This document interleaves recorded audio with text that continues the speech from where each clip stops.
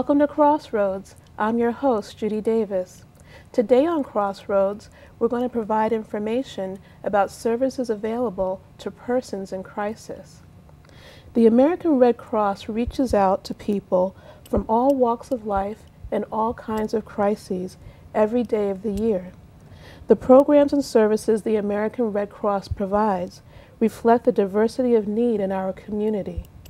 From preparing more than 1,000 nutritious meals a day for the homebound and elderly, to helping military families communicate with their loved ones, to providing a safe and plentiful blood supply, to offering safety training and preparedness courses, to assisting youth to overcome and withstand societal challenges, to creating a reservoir of volunteers who are able to respond to personal and community emergencies. The American Red Cross is here to help. And we're happy to have with us today Deborah Bleier, who is the Chief Development Officer. Welcome to Crossroads. Thank you. We're happy to have Herb Wolfe, who is a Volunteer Disaster Action Team Leader. Welcome to Crossroads. And we're happy to have Alyssa Whitfield, the Assistant Director, Volunteer Development and Community Outreach. Welcome to Crossroads. To begin, could you share with us what is the mission of the American Red Cross? The mission is to help people prevent, prepare for, and respond to emergencies. It's pretty simple. And one of the things that how we do that is we prevent by teaching preparedness. Also, we help people realize what we do through our media outreach and through CPR and training. Oh, okay. Now, when was the chapter started actually here in Rochester? The chapter was actually started down in Dansville by Clara Barton, and this was in 1881. And Rochester soon followed after that in October of 1881, and that's when we opened our chapter here. Okay, so we're actually the second Red Cross? Yes. Wow, okay. Now, what types of crises does the American Red Cross respond to? Our most common disaster is house fires. Regionally, we respond to about 380 fires a year. 85% of those are in the city. We also respond to national disasters in the eastern part of the U.S. For example, we recently deployed a volunteer to Henryville, Indiana, for the storms that we had there. We also had many volunteers go to Binghamton after Hurricane Irene and the Midwest storms in Joplin, Missouri. Oh, okay. Now, can a person really be prepared for an emergency? Well, you can do your best to take basic precautions to help you and your family be prepared for an emergency. First thing that you need to do is build a kit and put in this essential things like food, water, extra cash, flashlight, blankets, or other essential materials in a waterproof container. Have a plan and have your family practice that plan. And also have an emergency contact that everybody knows who they are. And stay informed. And the way you do that is, during the disaster, is tuned to the National Weather Service and find out if you're going to be evacuated or not. Now, you can't control everything, so you do your best to be prepared to leave. And you don't want to leave that to chance. You want to do some preparation for it. Okay. Now, are there any tools on your website that might help a person? Is there a list of things that they can look at so they can make sure they say, check, I did that? Well, we have this program called Be Red Cross Ready that we do have that you can find on our website. Oh, okay. It's on redcross.org, and it gives you a checklist that you can work on. Oh, perfect. Okay. Well, thank you. Now, do you have any tools specifically for the deaf or hard of hearing or the latent deaf community to help them develop, a safety plan?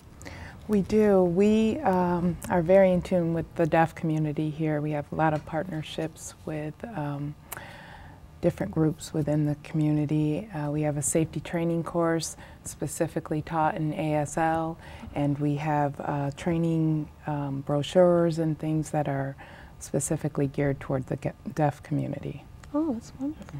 Okay. Now, what about materials in other languages? Definitely, we have Spanish is the only other one we have right now, but that is the largest community that we have in Rochester, so it just makes sense to have all of our materials done in Spanish, and we do have volunteers and staff that are on hand to communicate with the Latino community as well. Oh, so you do have Spanish-speaking staff? Yes, and we need more volunteers, so oh, great. if I can put that out to people, we definitely need that. Now, what about materials specifically for seniors and what they need to have, you know, a safety plan? That's a great one because I actually work with a group that goes out and talks to seniors in different senior communities and assisted living communities about preparedness specifically for seniors that was written by seniors. Oh, okay. So it's in the language that they understand, and it's written easily so that they can understand and prepare themselves for any kind of disaster. There are things that they're not prepared for in their assisted living communities that this booklet can help them with. Okay. We also have a program called I'm Okay, which is a fun program where seniors can check up on each other in their communities by just putting a little door hanger out that says I'm okay every morning. That way everyone knows that they were up and out and ready for the day, as opposed to not knowing if anything happened to them overnight. So that's it's a really wonderful. And that's a free program that we will take to any community that wants to have it. Okay. Now, what's the web address again that you shared before? It's redcross.org. And who would they call for the I'm OK program to get hooked up They with could that? call specifically to the Volunteer Development Office, and Okay. someone would be able to get them to the right person. It's actually coordinated by a volunteer right now. So. Oh, that's wonderful. Okay. Well, we're going to close this segment, and we'll go to the next segment. So during the next segment, oh, I see that we do have more, well, we have a little more time to answer one quick question. Okay. Well, I did hear a story of a woman that was right here in Rochester, and she was choking, and her friend, you know, called out and said, my friend is choking. And someone happened to be there who knew how to do the abdominal thrust to help her. But I was thinking, I don't know if 911 would have had time to get there and have help. So it was great that there happened to be someone who was trained to help. So does the Red Cross help to create that pool of volunteers who are out there and might save someone's life? Absolutely. Actually, we provide a ton of training courses, from CPR to babysitting to wilderness safety, pet first aid, and a lot of that is really so that we will be there before 9/11. You know, hopefully, if everyone is trained, then we'll be there first before 9/11, or 911. Sorry. Yes, okay. We're used to Before saying that. paramedics are able to get there, so we can start. And there's citizen CPR that also does that, Oh, so that's that a lot of people can be trained. Okay. All right. Well, thank you. Well, that closes our segment. During the next segment, we're going to talk about the specific services that the American Red Cross does provide to military families, to youth, and to persons who may need assistance with their RG&E. So don't touch that remote. We'll be back in a moment.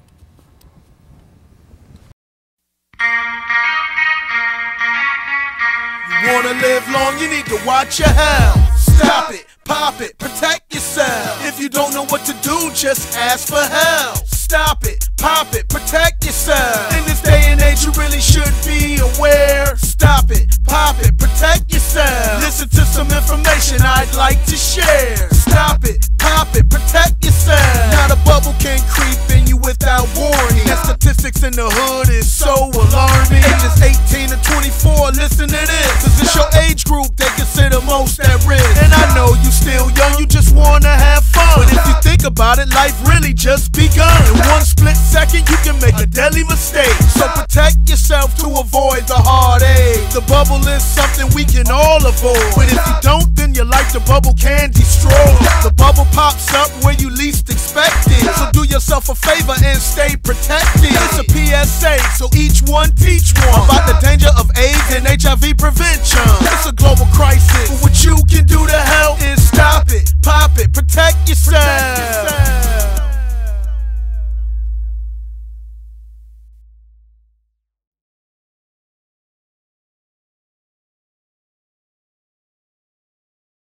Welcome back to Crossroads. I'm your host, Judy Davis. Today on Crossroads, we're interviewing the American Red Cross. And we're happy to have with us today Deborah Bleier, who is the Chief Development Officer. We have Herb Wolfe, who's a Volunteer Disaster Action Team Leader.